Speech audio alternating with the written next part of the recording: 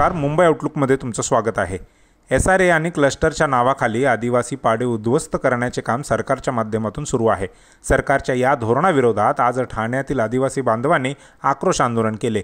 या सरकारचा निषेध करण्यासाठी आज ठाण्यातील आदिवासी बांधवांनी आज चिरागनगरहून निघून जिल्हाधिकारी कार्यालयावर धडक मोर्चा काढला। चिरागनगर जमिनीवर आमचा कायदेशीर अधिकार असतानाही सरकारने आमची दखल घेतलेली नाही आणि त्यामुळे आमचा संसार उघड्यावर पडलेला आहे। सरकार स्वतःचा कायदा विसरलेला आहे। जे सरकार संविधान मानत नाही ते सरकार देशद्रोही आहे, असा आक्रोशही यावेळी आदिवासी बांधवांनी केला। आम्ही इथले मूळ मालक आहोत आणि या मालकांना वनतारा आणि सूर्यताराच्या नावाखाली देशोधडीला लावण्याचे काम सरकार करत असल्याचा आरोप आदिवासी बांधवांनी केला आहे। इथे राहणारा प्रत्येक माणूस बाहेरून आला असून आम्ही या ठाण्याचे मूळ निवासी आहोत।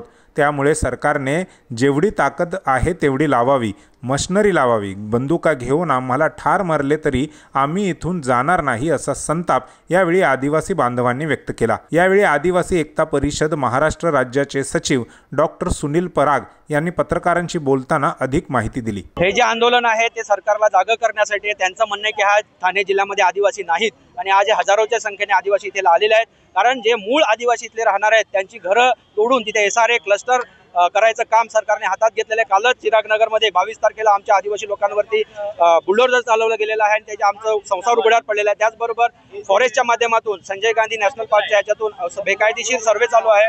आमच्या आदिवासी लोकांना तिथून हकलून दुसरीकडे काढण्याचं काम कार्यक्रम हातामध्ये घेतलेला आहे आणि म्हणून जो वनहक्क कायदा आहे त्याच्यामध्ये आम्ही आदिवासी लोक हजारो वर्षापासून राहतोय। ही आमची जमीन आहे आणि ती आम्हाला जमीन आमच्या मिळालीच पाहिजे, त्यासाठी आजचं हे आंदोलन आहे आणि ह्याच्याही पुढे आम्ही जाऊन मोठ्या प्रमाणात तीव्र आंदोलन करणार आहोत जर आमचा आवाज ऐकला गेला नाही। ह्या ठाण्यामध्ये 50,000 पेक्षा जास्त आदिवासी लोकवस्ती आहे आणि त्या आदिवासी लोकवस्तीला नाकारण्याचे काम हे सरकार करते। आदिवासीसाठी विशेष कायदे आहेत, सगळं असताना सरकार बेकायदेशीरपणे कृती करते आणि त्यासाठी आम्ही सरकारला जाऊ विचारण्यास या कलेक्टर मोर्चा काढलेला आहे। पुढची भूमिका ही आहे, आमचे जर संसार उघड्यावर पडणार असतील तर आम्ही बिराड मोर्चा घेऊन कलेक्टर साहेबांच्या दारात बसणार आहोत। तुम्ही मायबाप आहे, जगण्या मरण्याचा अधिकार किंवा जे काय ठरवायचे तुमच्या हातात आहे, म्हणून आम्ही इथेच थांबणार आहोत। आमचं पालकमंत्री म्हटलं की आपला माय गार्जियन्स आहेत आणि आम्हाला त्यांना सांगायचं आहे की तुम्ही पालकमंत्री आहेत, ह्या मायबाप सरकारचे आमच्या ह्या ठाणे जिल्ह्याचे, तुम्ही आमच्याकडे दखल घेतली पाहिजे आणि जे आमच्या आदिवासी लोकांची घरं रस्त्यावर आज काढून टाकलेली आहेत त्याच्यासाठी तुम्ही विशेष काहीतरी तरतूद करून ते थांबवलं पाहिजे, ही आमची पालकमंत्र्यांकडे मागणी आहे।